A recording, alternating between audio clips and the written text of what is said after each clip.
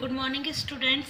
ये आपकी पहली वीडियो थी जो शायद यूट्यूब कनेक्शन की वजह से इसमें कुछ इशू आ गए थे, तो मैं आपको दोबारा समझा रही हूँ।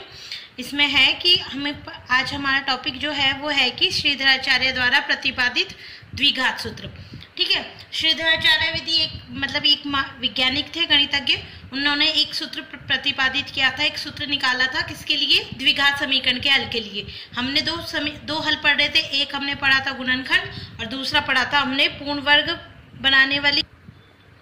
ठीक है, अब तीसरा हल है श्रीधराचार्य द्वारा सूत्र से सीधे ही डायरेक्ट आप कैसे निकाल सकते हो उसका हल, उसके मूल कैसे निकाल सकते हो द्विघात समीकरण के। तो इसमें क्या करना है आपको, तो द्विघात समीकरण का जो रूप होता है मानक रूप बोलते हैं, जिसे वो क्या होता है ax² + bx + c = 0। और जहां पर a का मान 0 नहीं है, क्योंकि अगर a का मान 0 होगा तो ये x² वाली पूरी जो पद होगा, ये वाला पहला पद, ये 0 हो जाएगा। और तब ये कौन सी समीकरण बन जाएगी? bx + c वाली, मतलब रेखिक समीकरण, द्विघात समीकरण नहीं रहेगी। इसलिए a का मान कभी 0 नहीं होगा, मतलब x² के गुणांक का मान कभी भी 0 नहीं हो सकता। उसके अलावा कोई भी पद 0 हो सकता है। ठीक है, यहाँ ax² + bx + c = 0। ठीक है, x², तो ये क्या हो गई? ये एक द्विघात समीकरण है, इसको हमने यहाँ ले लिया। तब क्या करेंगे? इसका सूत्र प्रतिपादित या सूत्र निकालने के लिए क्या करेंगे?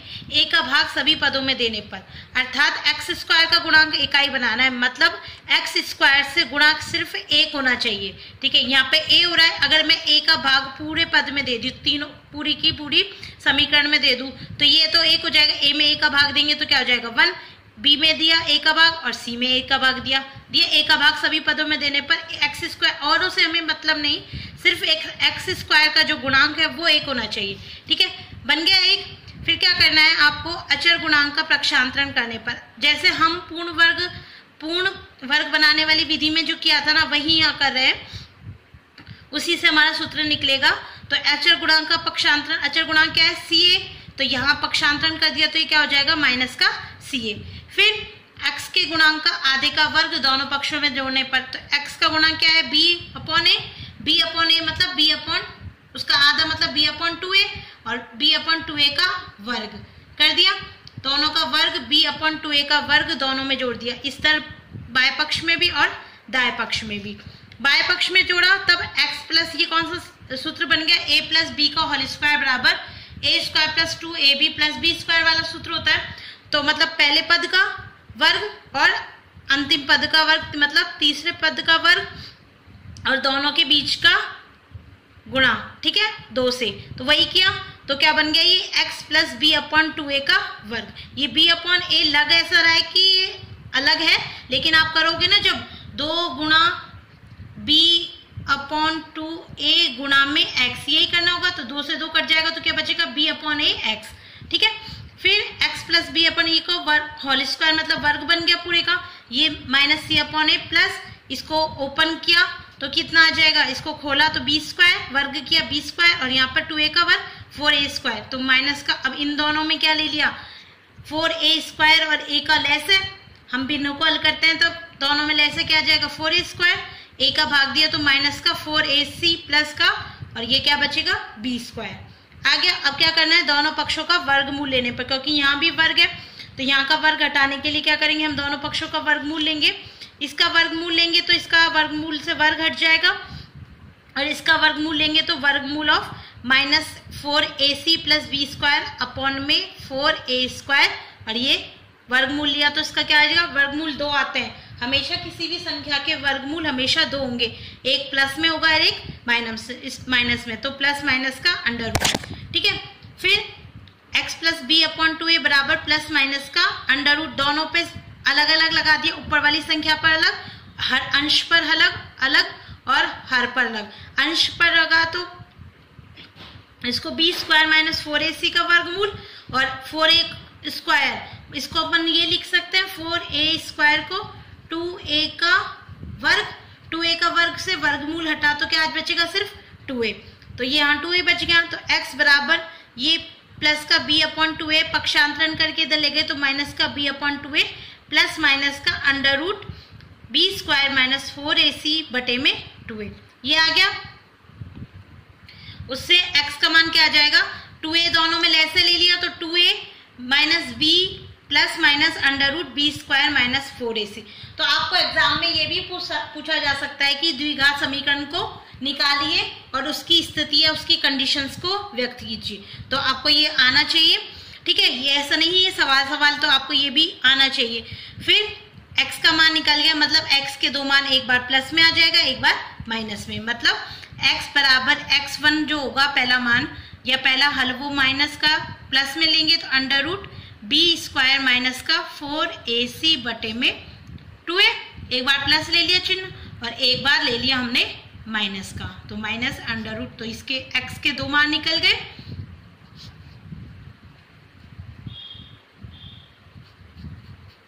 ठीक है, x के मान दो निकल गए। अब इन दो मानों पर या x के मानों पर कंडीशंस है कि यदि आपको पता है वर्गमूल के अंदर कभी भी ऋणात्मक संख्या नहीं आएगी। अगर ऋणात्मक संख्या वर्गमूल के अंदर होगी तो वो एक काल्पनिक मान हो जाएगा। अर्थात अगर वर्गमूल के अंदर कोई भी ऋणात्मक संख्या कभी भी नहीं आएगी, अगर आई तो उसका मान क्या हो जाएगा, काल्पनिक होगा, वास्तविक नहीं होगा। अतः इसके आधार पर हमारे केसेस बन सकते हैं कि बी स्क्वायर माइनस 4ac का मान अगर 0 से बड़ा हो या बराबर हो। 0 से बड़ा है मतलब प्लस का मान होगा, पॉजिटिव होगा, प्लस की संख्या होगी तो उसका कुछ ना कुछ वर्गमूल होगा, चाहे पॉइंटों में दशमलव में होगा या पूरा का पूरा मान होगा। ठीक है, तो अब x के क्या मान होंगे, वास्तविक। अगर 0 बन गई है तो क्या बचेगा, माइनस का b/2a। ठीक है, उससे कोई फर्क नहीं पड़ेगा। लेकिन अगर उसका मान 0 हुआ, इसका मान 0 से कम हुआ तो क्या हो जाएंगे, x के मान काल्पनिक हो जाएंगे, x के मान काल्पनिक हो जाएंगे। फिर तो द्विघात समीकरण ax square plus bx plus c बराबर 0, और जहां पर a नॉट इक्वल टू 0 के लिए जो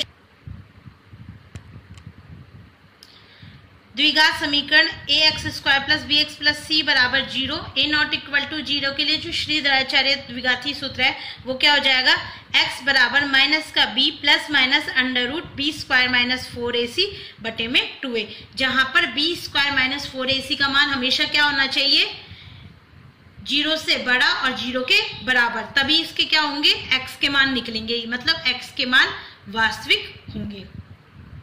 अब श्रीधराचार्य विधि के आधार पर ही एक सवाल है जो आपको मैं समझा देती हूँ कि सवाल दे रखा है कि यदि 2x स्क्वायर माइनस का 2 अंडर रूट 2x प्लस 1 बराबर 0 द्विघात समीकरण के मूल निकालिए, वो भी किस विधि से, श्रीधराचार्य विधि के द्वारा।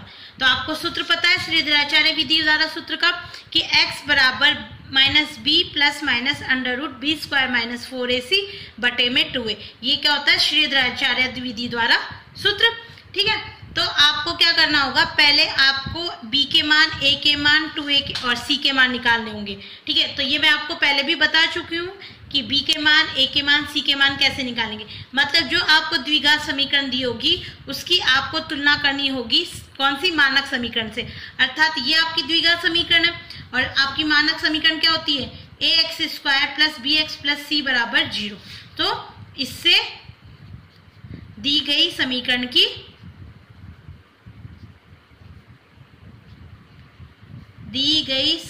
की तुलना करने पर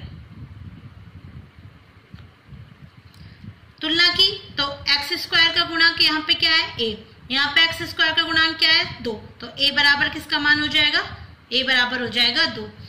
यहाँ x का गुणांक क्या है, b, यहाँ पर x का गुणांक क्या है, माइनस का 2 अंडर रूट 2, तो b बराबर क्या हो जाएगा, माइनस का 2 अंडर रूट 2, और यहाँ पे c बराबर क्या हो जाएगा 1। तो तुलना करके आपको a b c के मान निकाल आ गए।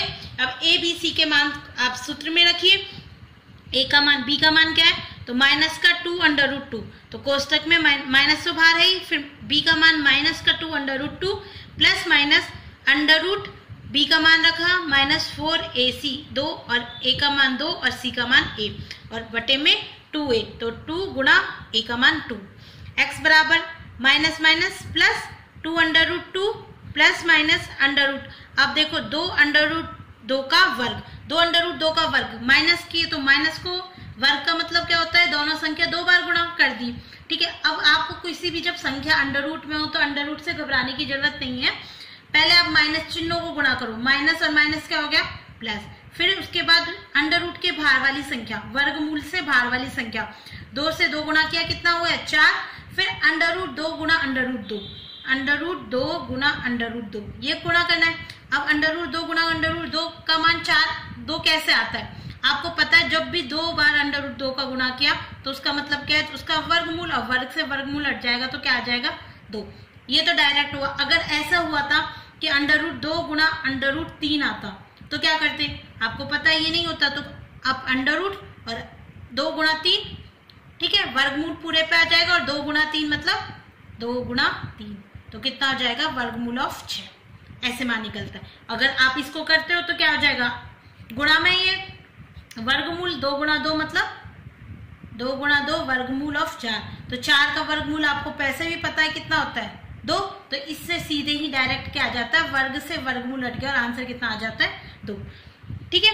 तो इसका वर्गमूल गुणा किया तो कितना आ जाएगा 2, तो 4 दूनी 8, तो कितना आ गया 8, माइनस 4 दूनी 8, 8, फिर 8 में से 8 गए तो 0। अब b स्क्वायर माइनस 4ac का मान यहाँ पे कितना आ रहा है 0, 0 आ रहा है, नेगेटिव नहीं आ रहा, ठीक है, ऋणात्मक नहीं आ रहा है, तो ऋणात्मक नहीं आ रहा है तो इसके मूल होंगे जो वो होंगे वास्तविक होंगे। फिर 2 अंडर रूट 2 प्लस 0, एक बार ये हो गया, एक x का मान ये हो गया, x1 लिख सकते हो, इसको आप x2 लिख लो चाहे, ठीक है। x का पहला मान 2 अंडर रूट 2, एक बार प्लस में ले लिया, एक बार माइनस में ले लिया, प्लस में लिया तब प्लस में कुछ 0 को किसी भी संख्या में जोड़ेंगे तो वही संख्या आती है, तो 2 अंडर रूट 2 बटे में 4, और यहाँ पर 2 अंडर रूट 2 बटे में 4, यहाँ से 2 से 2 एकम 2, 2 दूनी 4, तो अंडर रूट 2 बटे 2, फिर अंडर रूट 2 अंडर रूट 2 वो सॉरी 2 को आप 2 अंडर रूट 2 और अंडर रूट 2 2 लिख सकते हो, फिर अंडर रूट 2 से एक अंडर रूट 2 हट गया तो मतलब हटने काटते मतलब उसका भाग दिया, अंडर रूट 2 का भाग अंडर रूट 2 में दिया, कितनी बार गया एक बार, तो कितना आ गया ऊपर, तो 1 बटे में अंडर रूट 2, ऐसे ही सेम ये आ जाएगा, ठीक है। तो x बराबर x1 का मान कितना आ जाएगा 1 अपॉन अंडर रूट 2, और x2 का मान भी कितना आ जाएगा 1 बटे अंडर रूट 2, तो x के 2 मान हो जाएंगे, वही समीकरण के क्या होंगे अभिष्टल होंगे। कुछ नहीं करना, आपको सूत्र में बस तुलना करके सूत्र में मान निकालना है एबीसी के, और उसको मान सूत्र में रखना, सूत्र में रखने के बाद उसको डायरेक्ट आप हल करते जाओगे तो आपके आंसर आ जाएंगे। Okay, thank you.